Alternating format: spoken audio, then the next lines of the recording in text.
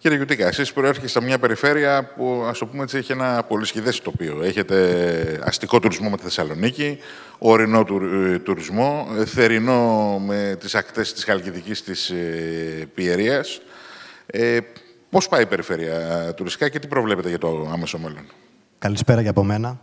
Όντως, κύριε Ρομποτή, η Κεντρική Μακεδονία αποτελεί μια σταθερή αξία στον τουριστικό χάρτη της χώρας και μάλιστα ως τουριστικός προορισμός προσφέρει μοναδικές εμπειρίες στους επισκέπτες όλο το χρόνο. Και εκεί είναι ο βασικός στόχος της περιφέρειας Κεντρικής Μακεδονίας, ο 12μηνος τουρισμός.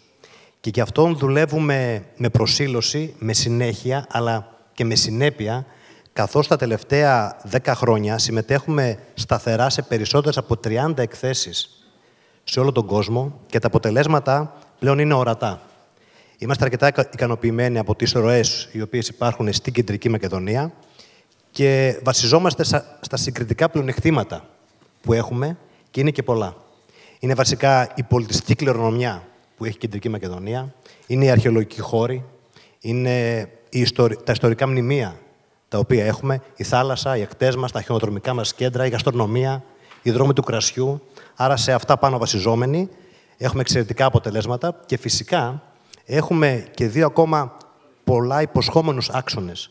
Ο άξονας της προσέλκυσης κινηματογραφικών παραγωγών, που έχει αποφέρει τα τελευταία 5 χρόνια έσοδα ύψους 145 εκατομμυρίων ευρώ και 130.000 διανυκτερεύσεις, αλλά όπως υπόθηκε στο πρώτο πάνελ, είναι εδώ η κυρία Ρίγα από τον Οργανισμό Λιμένων Θεσσαλονίκης, που έχει κάνει μια εξαιρετική δουλειά, ο τομέας της κουραζιέρας. Ξεκίνησε στη Θεσσαλονίκη με ένα κουραζιερόπλοιο και το 2025 ήδη έχουν κλειδώσει 78 αφίξεις. Και είναι πολύ σημαντικό, εάν δείτε όλες τα τραπέζια σας που έχει τον χάρτη του Οργανισμού Λιμένος, είναι σημαντικό ότι η Θεσσαλονίκη, έχοντας πλέον τις κατάλληλες υποδομές, και αναφέρομαι σε ένα καινούριο πλέον αεροδρόμιο, σε ένα λιμάνι που εξελίσσεται, σε ένα μετρό που θα δώσει μια καινούργια δυναμική στην πόλη και θα την εντάξει πλέον στις σύγχρονες μεγαλοπόλεις της Ευρώπης. Υπάρχουν δηλαδή υποδομές που μπορούν να εκτοξεύσουν τη Θεσσαλονίκη σαν city break, αλλά επειδή υπάρχουν και συγκεκριμένοι οδικοί άξονες, δίνει τη δυνατότητα στους επισκέπτες μέσα σε μία ώρα να επισκεφτούν αρχαιολογικούς χώρους, ιστορικούς χώρους, θάλασσες, ακτές και όλες τις ομορφιές που έχει η Κεντρική Μακεδονία. Και τα νούμερα το 24 κάνει διαφορετικές επιλογές προσβάσιμες. Ναι. Ποιες είναι οι σημαντικότερες προκλήσεις που αντιμετωπίζετε στην περιφέρεια Κεντρικής Μακεδονίας για την περαιτέρω ανάπτυξη του τουρισμού? Η βασική μας πρόκληση είναι ταυτόχρονα και ο κεντρικός στόχος που έχουμε στην Κεντρική Μακεδονία. Και αναφέρομαι στο μοντέλο του 12μηνου τουρισμού. Και είναι πολύ βασικό, επειδή είμαστε 7 νομοί στην Κεντρική Μακεδονία, να υπάρχει δραστηριότητα και στις 7 ενότητες, για να υπάρχει μια ισορροπία. Γι' αυτό και επιδιώκουμε στον θεματικό τουρισμό, γιατί κάθε ενότητα έχει τα δικά της συγκριτικά πλεονεκτήματα. Και ο στόχος είναι τα ωφέλη από τον τουρισμό να φτάσουν σε όλο και περισσότερες τοπικές κοινωνίες. Επομένως, η βασική πρόκληση είναι ο 12μηνος τουρισμός. Η επόμενη πρόκληση προέρχεται από την κλιματική κρίση, κλιματική αλλαγή. Επομένως, και οι υποδομές πλέον, οι οποίες σχεδιάζονται, όχι μόνο οι τουριστικές, οι υποδομές στην οδοπία, οι υποδομές στα αντιπλημμυρικά έργα, οι υποδομές στην ενίσχυση του ηλεκτρικού δικτύου ή την υπογειοποίησή του, πάντα να έχει στην εξίσωση και μία παράμετρο για την κλιματική αλλαγή. Άρα θέλουμε πιο καλές υποδομές, πιο ανθεκτικές υποδομές για να υποστηρίξουμε ακόμη περισσότερο. Πλέον μιλάμε με άλλους όρους, δεν μιλάμε για παραδοσιακές υποδομές μόνο. Ναι. Αυτά είναι τα πολύ βασικά κομμάτια και από εκεί πέρα όμως πρέπει να εμβαθύνουμε ακόμη περισσότερο. Δεν αρκεί στις εκθέσεις που πηγαίνουμε να παρουσιάζουμε και να αναδείξουμε τον τόπο μας. Πηγαίνουμε ακόμα πιο βαθιά και επιτρέψτε μου 2 πολύ μικρά παραδείγματα.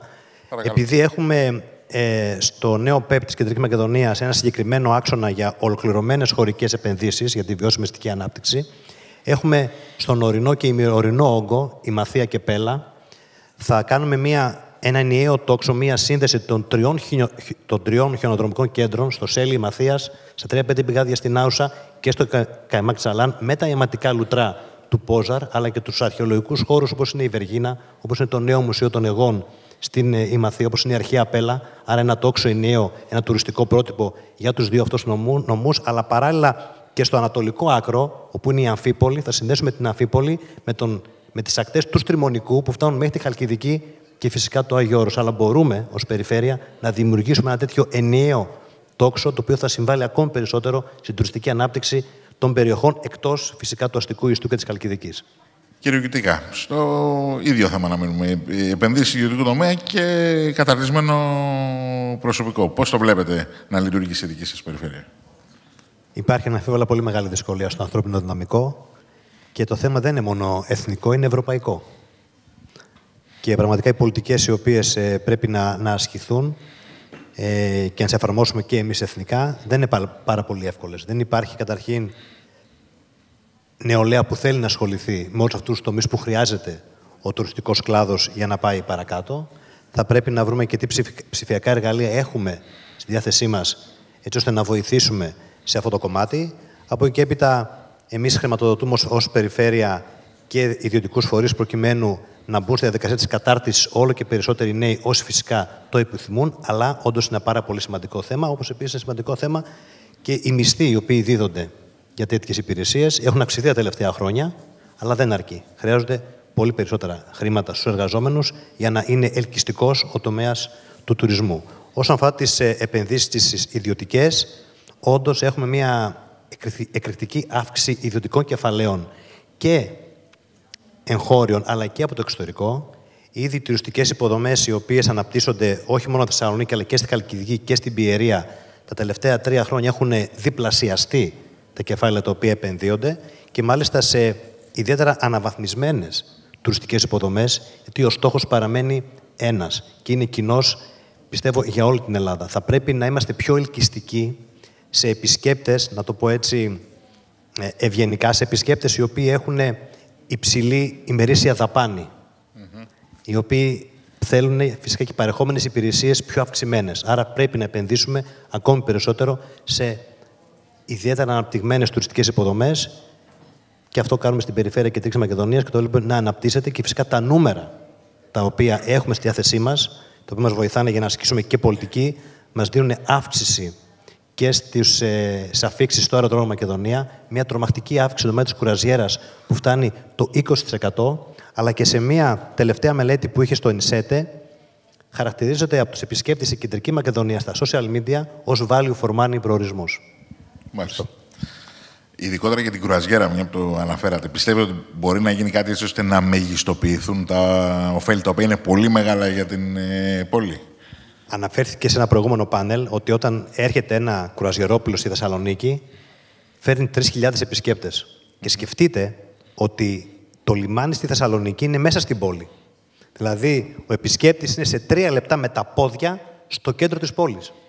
Και εκεί τι έχει να επισκεφθεί? 15 μουσεία της UNESCO, 30 μουσεία, έχει να επισκεφτεί αρχαιολογικούς χώρους. Μπορεί, αν θέλει, μέσα σε 1 ώρα να επισκεφτεί και τους 7 νομούς. Από τη Χαλκιδική, από το Άγιο Όρος, από τον Όλυμπο, από το αρχαίο Δίον, την αρχαία Πέλα, το Μουσείο της Βεργίνας. Άρα καταλαβαίνετε ότι δεν είναι μόνο για city break η Θεσσαλονίκη, είναι και για home porting, και αυτό βοήθησε πάρα πολύ και το αεροδρόμιο Μακεδονία και φυσικά το μετρό. Μην το ξεχνάμε. Ναι. Δεν πρέπει να το ξεχνάμε, ήταν μια εξέλιξη πάρα πολύ σημαντική, όχι μόνο σαν έργο μέσω μαζικής μεταφοράς, αλλά και σαν ένα ανοιχτό μουσείο, όπου παρουσιάζεται η διαχρονική ιστορία της πόλης, που δεν είναι μικρή. Υπάρχει μια συνεχόμενη ιστορία της Θεσσαλονίκης για 2.300 χρόνια. Και αυτή αποτυπώνεται σε 2 σταθμούς μετρό, στο σταθμό Αγίας Σοφίας και της Βενιζέλου. Άρα είναι ακόμα ένα σημείο για να το επισκεφτούν όχι μόνο οι κάτοικοι που δεν ξέραμε τι έχουμε στο υπέδαφος, αλλά και οι επισκέπτες. Και φυσικά να μπει και λόγω του μετρό, και μην σας κάνει εντύπωση αυτό, στον χάρτη των αναπτυσσόμενων πόλεων σε όλη την Ευρώπη. Βεβαίως. Και σε επίπεδο φήμης επηρεάζει. Στην Κεντρική Μακεδονία ο στόχος, όπως σας είπα, είναι ένας. Είναι ο 12μηνος τουρισμός. Και ο 12μηνος τουρισμός όμως, για να είναι ανθεκτικός, για να είναι βιώσιμος, θα πρέπει να στηριχθεί και να βασιστεί στα πλεονεκτήματα που έχει. Όχι μόνο η Θεσσαλονίκη, αλλά κάθε νομός χωριστά. Επομένως, σε αυτό στοχεύουμε, στα συγκριτικά πλεονεκτήματα που είναι και πολλά, όπως σας είπα. Είναι ο πολιτισμός μας, είναι η ιστορία μας, είναι η αρχαιολογική χώρη, είναι η γαστρονομία μας, είναι οι δρόμοι του κρασιού, είναι οι θάλασσες και οι ακτές μας, είναι τα χιονοδρομικά κέντρα που διαθέτει και είναι και πολλά η Κεντρική Μακεδονία. Σε αυτά λοιπόν θα βασιστούμε, αλλά επειδή βασιζόμαστε επίσης και στον οδικό τουρισμό, θα πρέπει και οι υποδομές οι οποίες έχουμε να αναβαθμιστούν ακόμη περισσότερο. Άρα, πέρα από το μετρό, ολοκληρώνεται σε λίγο καιρό και το flyover, ο δυτικός προαστιακός σιδηρόδρομος, η σύνδεση με την Καλαμαριά και το αεροδρόμιο, οι νέοι οδικοί άξονες Ευζώνους Θεσσαλονίκη, η νέα σύνδεση με την Πέλα και την Έδεσα, έτσι ώστε να δημιουργηθεί ένα πλέγμα συγκοινωνιακών έργων, τα οποία θα βοηθήσουν περαιτέρω στην τουριστική ανάπτυξη της περιοχής. Σας ευχαριστώ πολύ.